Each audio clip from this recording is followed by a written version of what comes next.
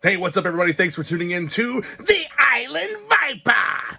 I just want to talk about like the current situation with some of these collectors and products that are being put out, and I don't want to call it a failing of products because it's not necessarily a failure, but a lack of support for something that a lot of collectors are all but begging for. The Haslab Sky Striker. Let's talk about that for a second. The Haslab Sky Striker. I've got this pulled up here on my desktop. That project, fully funded. The target was 10,000 units, and we had some unlocks here, some tiers to unlock. So the first unlock was the pilot Scarlet figure. The second unlock was a Night Force Ripcord. And then the tier 3 unlock, that was a set of ground control figures, a yellow and a blue ground control figure. This thing struggled. Yes, I know that it sold over 15,000 units, but it struggled. And it wasn't until right up before the end of the project that Hasbro decided to make a final push. They had a Cobra hack and ended up adding four more figures to the lineup. Let me see here. What did we end up getting? Yeah, it was three more figures. It was a Mickey Mouse Cobra Commander, and it was a Cobra Trooper, and a ground control Cobra figure, as well as sticker sheets. Now all these figures came carded. I may show some of those here shortly, but you ended up getting the Sky Striker jet, the 7 figures in total, even though we didn't unlock the GiJoe ground crew. Plus we had ground vehicles for that actually go along with the USS Flag, and a bunch of blast effects, flame effects, a stand, a really nice stand for the jet. Plus, this isn't just the same remolded Sky Striker that we've gotten in past years. That was one of the things that some people were trying to push was, well, I've already got a 30th anniversary, I've already got a 50th anniversary, or, I'll stick with my 1983. Like, it's not the same thing. It's completely different. This was actually designed along with Grumman, the company that made the F-14 Tomcat. It was designed along with them. So there are quite a few differences between the Haslab Sky Striker and the Sky Strikers that came out back in 1983 and in versions after that. You also got the 2 parachutes, the 2 seats, the pilot, the co-pilot. It was a really nice set for I think it was like $250 plus tax and shipping. It came in under $300. If you want to break that down at, like, let's say $140 worth of figures, like, let's say that the O-ring figures being $20 a piece, there's $140 worth of figures right there, because the new O-ring figures are costing somewhere in the neighborhood of $20. A little bit less. I think it was like $38 for the 2 packs. So, I mean, you're just under that. So, half the cost of this thing, or a little better, was just in the figures alone. And then you have the jet that comes with a ton of accessories. It's a really nice, I would call it a higher end collectible piece. I don't think the pricing was all that bad, but you had a ton of complaints on social media. And it may have been a very vocal minority that were complaining about the price. Yes, I think that sometimes these things are a little bit overpriced. I wish that we had gotten the 2 ground control figures. I think that would have sweetened the deal a whole lot and made the price more palatable. But whenever you get into a Haslab offering, you kind of have to be okay with paying whatever the price is for the base offering. And anything after that is just extras that kind of help to pad that pricing. I know there's a lot of negativity toward the Haslab projects, but all in all, a Haslab project or a crowdfunding project is a surefire way to say, yes, this is something I want, this is worth my money, or, you know what, it's overpriced and it's not. And if it's not worth it, the market will decide. If it's not worth it, the market will not fund it. Take a look at a couple of past Haslab projects. The lightsaber, the Star Wars lightsaber, it just wasn't worth it to Star Wars fans, and they didn't fund it. The Rancor, it wasn't worth the price to Star Wars fans, so it didn't get funded. We have a couple Marvel Legends projects. We have the Hell Charger that didn't get funded because consumers didn't see that as being worth their investment. They didn't see it as being worth the cost. So with those not being viewed as worth the cost, they didn't get funded. Now, let's move over to the brand new offering from Super 7. Everyone who has purchased Super 7 items knows that Super 7 stuff is expensive. It's really nice, but it's also very expensive. You have these 5 POA G.I. Joe figures back here behind me. These things are retail for about 20 bucks a piece. I think it's 18 something. To most people, that's overpriced. It's more than they're worth. I know that, like, I'm not going to resell these. When the figures very first started coming out, I did buy some at wholesale to retail, and I since stopped purchasing them for that purpose, because after a few waves, like, they just released so many figures. And don't get me wrong, that's awesome that they're putting out a ton of G.I. Joe product, but I ran into buyers that were hesitant to purchase based on the fact that it was just too much at one time for them, and the price point didn't match up on what they were expecting to pay or what they were comfortable paying. But this new crowdfunded project from Super 7, this is something I have seen. I have literally seen, and I've talked to people, and I've seen people calling for this, like, oh, somebody should make the Cobra Mothership from the movie. Somebody should make the big Cobra UFO. I mean, it would, all throughout the years, it's been, this would be a massive toy. This would be a massive playset. Well, Super 7 is making this happen, and it is indeed a massive playset. It is almost 3 feet across, and it holds numerous figures. The panels, it has panels on the top that come off and accommodate figures inside. It has a ton of features. It has light up features on the bottom. I think I would have to sit here and read. It has 16 light up thrusters on the underside of the ship and a posterior ramp that lowers. I'm going to go ahead and read the description to you. It's not that long. Now's your chance to join the Cobra ranks with this crowdfunded vehicle inspired by the opening sequence of the G.I. Joe animated series, G.I. Joe, A Real American Hero, custom built to scale with 3.75-inch figures. So, all you O-Ring fans out there that wanted this so bad, this thing scales with all of your 3.75-inch figures. Anything from the 5 POA reaction figures to the 3.75-inch O-Ring figures. It's scaled for those. You have all the light-up accessories.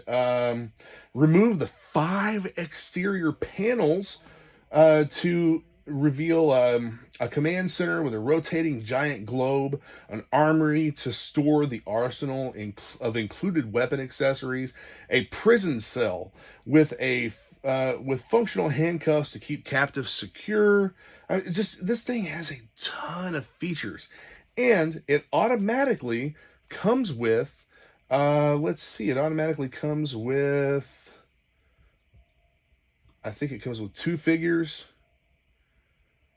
Let's see. Every vehicle needs a crew. The Cobra Mothership will also come with an exclusive Cobra Viper Gunner reaction figure and an exclusive Cobra Viper Gunner O-ring figure. So one of the big complaints is that somebody needs to do O-ring at mass production. Super 7 makes these 5 POA figures at mass production. Super 7 could have killed it if they had been able to make O-ring figures. At least I think they could have killed it if they had been able to make O-ring figures instead of these. Well, now apparently Super 7 is able to make O-ring G.I. Joe figures. Hasbro has put the O-ring line on hold because it hasn't sold well. And there's tons of arguments against this, saying that it sells plenty well enough. I disagree. They haven't sold these well enough, in my opinion. They were exclusives to Hasbro Pulse. They didn't sell at mass retail. They just, in my opinion, did not sell well enough. The 2-packs, the biggest complaint was the price. O-ring collectors in mass, they want O-ring figures. They want 80s style O-ring figures, but they want them at 1980s pricing, and a lot of them don't seem to acknowledge or realize the fact that things are not as cheap to produce now as what they were back then. If you look at some of the third-party market figures, you know, you're looking at anywhere from $20 to $25 a piece most of the time on new third-party O-ring figures that come out. We will talk about some of the Kickstarters and independent manufacturers that are putting out O-ring figures, but you're still talking $20, $25 a piece, and people are more than willing to pay that, but they're not willing to pay that for an actual Hasbro G.I. Joe. There's so much hesitation because they think that just because Hasbro's a huge company, a huge corporation, that their products should be dirt cheap, which, I mean, I guess they could afford to sell them a little bit cheaper and have a smaller profit margin, but they're still costing in the neighborhood of the same amount to manufacture as some of these third-party makers.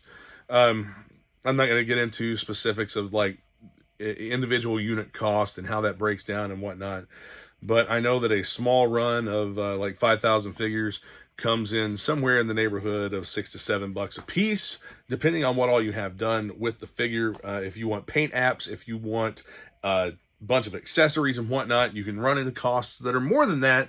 And typically, by the time you pay all of your shipping and all of your fees and everything, there's not a whole lot of room left to make a profit there. And in all business, the purpose of the business is to make a profit and grow.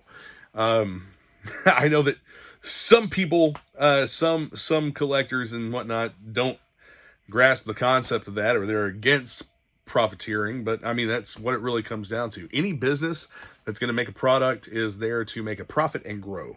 It's just a fact of the matter. So, these third-party offerings, and Super 7's putting out the opportunity to get O-ring figures from them done in a way that honors the animated series. These O-ring figures, not necessarily the Vipers that they're putting out with this Mothership, they look a little odd. They're not quite what we recall from the comics or the cartoon series. But if you look at the reaction figures, I mean, dude, these are straight up cartoon accurate. That's what I love about them. I grew up on the cartoon, so that's why I'm so attracted to these reaction figures. You know, the unlock tiers here that you have, tier 1 bonus, 5,000, if they reach 5,000 backers. Now, mind you, it only takes 4,000 backers for this thing to fund. Is 2 external gun turrets and a sticker sheet. I mean, it's something small, but it's also not a huge goal here for this either. Tier 2 bonus is 6,000 backers. They're talking about, let's see, they've got 2 exclusive variants, Super 7 exclusive variants, 2 trouble bubble vehicles with flip-up canopies and cannons. So you get 2 trouble bubbles for your 3.75-inch action figures, for your 3.75-inch vintage O-ring, and for reaction G.I. Joe figures. And then the Tier 3 bonus at 7,000 backers, exclusive variants, 1 Cobra Viper Officer and 1 Cobra Viper Gunner Officer. So the early funding, they did have an early bird package that was 2 parachutes, and it didn't get funded in the early bird time frame. With the goal being 4,000 backers and 35 days left on this campaign, they're only at 1,429 backers. Do people really not want this? Do all the people who said they wanted this before, all the people who wanted something for O-ring, not want it? Or do they just not want to pay for it? Yes, it's expensive. Each unit costs $100 to ship. That's a lot of money. And they're not combining shipping. If you buy multiples, it's $100 a piece to ship. The base pricing on this is $495 plus $100 to ship. And you got tax on top of that. And now they are offering 5 packs of reaction figures. They're offering 5 packs of O-ring figures. 5 packs of O-ring figures. These are $75 a piece. Not too bad on the pricing. I think that's probably about right where people would want to pay. But I ordered one. I backed one. I backed the Mothership and a 5-pack of O-ring figures. And it was $728.51. That is quite a hit for one piece. Yes, this thing is huge. Yes, the photos that we've seen from different toy conventions look amazing. This thing looks awesome. But it's $728.51. That's what I paid. That's what my price was, tax and shipping included, for just the Mothership and a 5-pack of O-ring figures. But I mean, it's a boutique item, and I mean, you're talking about something there's going to be less than 10,000 of. Most likely. Even fully funded with all tiers broken, it comes in at 7,000. So that's with all tiers to unlock 7,000 backers. And we're at 1,429 backers with a goal of 4,000 just to get the base offering. Which, I'm okay with the base offering. Yes, I would love to have all the extras and the extra figures and stuff. But I think that this is an awesome, massive playset. And it would look really cool hanging up, or if you had a big place to display it. You know, people buy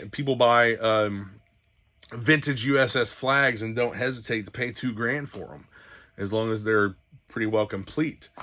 I think it just comes down to what you're willing to put out there for the product. But all the people who claim to love O-ring G.I. Joe, all the people who beg for this stuff to be made, yet when someone puts out an offering like this, where are you? I mean, put your money where your mouth is and make it happen. Support Super 7 and help get O-ring figures out there. If you want Hasbro G.I. Joe O-ring figures, it's probably not going to happen. We have the last O-ring figures that we have coming are Zartan and Zorana. I believe, and there's no confirmation to this, it's just rumor. I believe that those were actually slated to be just a 2-pack of figures, much like the other 3 2-packs that they put out. And then we had the Transformers crossover sets. And you guys still didn't support that worth of shit either. You're like, well, I gotta buy a Transformer to get the figure. Well, yeah, you do, but it's no different than buying a vehicle that comes with a figure. If you want the figure, buy the damn vehicle, because these Transformers turn into G.I. Joe vehicles. It's a G.I. Joe vehicle that turns into a freaking robot, a scale robot. These things are damn near Commander class Transformers, which sell for $100 a piece on their own normally. And a $20 O-ring figure, and you're looking at a price of anywhere from like I think it was 70 to $100. And the last set that we have is Zorana and Zartan, who come with a Soundwave Thunder Machine. It is a Dreadnoks Thunder Machine that turns into Soundwave. And you also get the little cassette figure that comes with it, Ravager. Everything with that whole figure set looks to be phenomenal. It's $100, and I've seen so many complaints about it because it's a Transformer. Like, people don't want to buy a Transformer to get figures, but you're buying a G.I. Joe vehicle that comes with figures. You don't really have to necessarily look at it like you have to buy a Transformer, something you don't collect. They've made a childhood dream come true for a shit ton of people, and I think it's cool as hell what they've done.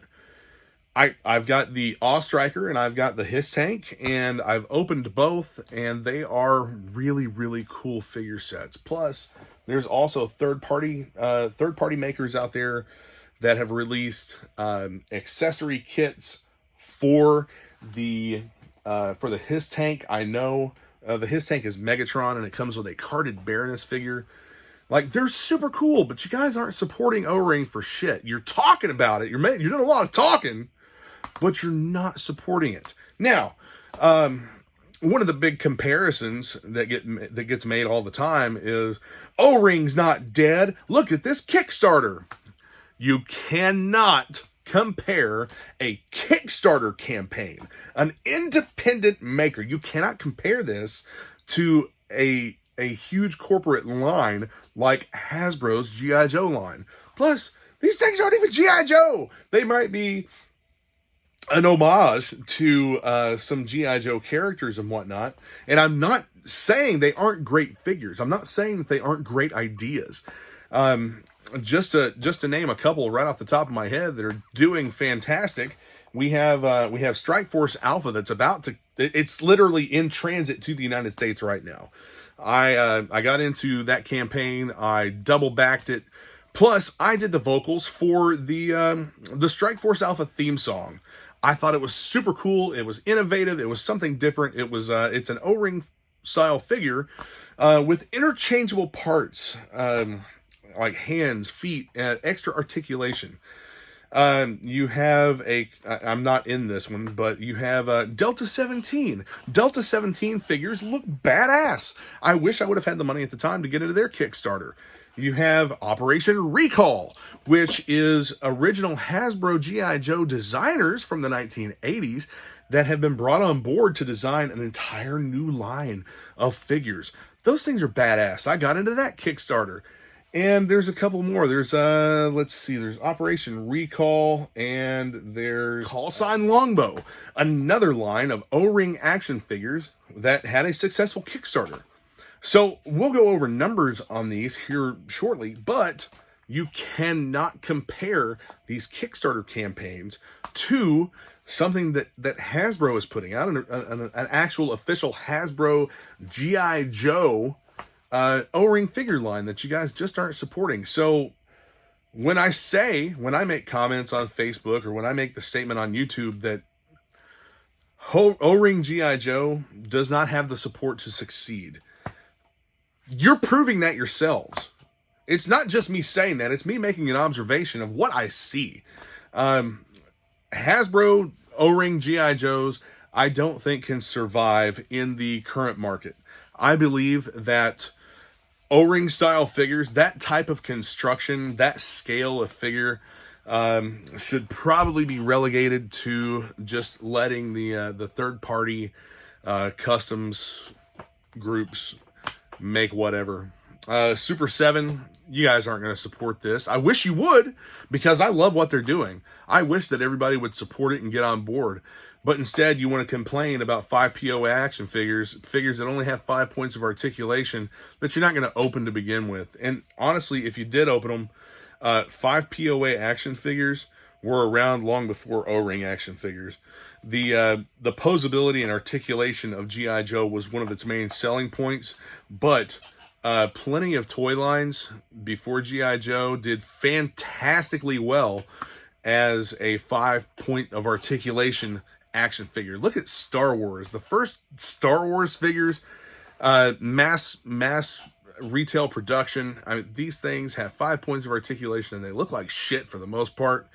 I am not a Star Wars fan. I'm not a fan of the old 5 POA Star Wars figures. We'll put it like that. I am a Star Wars fan. I like Star Wars, and I like some of the Black Series figures, the 6-inch. But man, like, that stuff was around a long time before O-Ring was, and you guys act like it's some wild concept that's never been in the market before. Like, you just don't know anything about any other toys except what you had in 1984, and you're stuck on that price point. You're stuck on a $2 action figure from 1984, and you want the exact same thing rehashed over and over and over, just made anew. But when they do something like that, when they do rehash it and make these figures anew, you're like, oh, it's too expensive, can't support that. But yet you'll go out and you'll buy a Black Major for $25, a Black Major action figure. Or you'll get in these Kickstarters and you'll pay $25 a piece for figures that aren't even G.I. Joe, figures that are just that style of construction. But for some reason, it's like the thing that you claim to have such a nostalgic tie to from your childhood, you can't bring yourself to support that for some reason. And I'm not saying that there's no support. There is, obviously, or like the Haslab Sky Striker wouldn't have funded it all. Because, again, Haslabs are a vehicle for us to say this is worth our money or it's not worth our money. But if it wasn't worth it, it wouldn't have gotten funded at all. I just don't think the numbers are there. I don't think the number of supporters is there for G.I. Joe to make it at mass retail, for one. And I'm strictly talking about 3.75-inch O-ring figures. I don't think that the support is there for that particular type of line to make it at mass retail. And I think the only way that type of figure is going to survive is in the third-party market. And there'll be homages to G.I. Joe characters. There'll be new characters. Much like what's happening with Kickstarters right now. Leave it at that, because like I said, it obviously does not have the support to make it to mass retail. Anyway, be sure to hit that subscribe button, the notification bell. I'm not going to go into too much. I've already ran way over the amount of time that I intended to with this video, just basically ranting and rambling about this shit. But anyway, let me know your thoughts in the comments. I know that this is going to be very polarized. Share, like, all that stuff. Yo, Joe.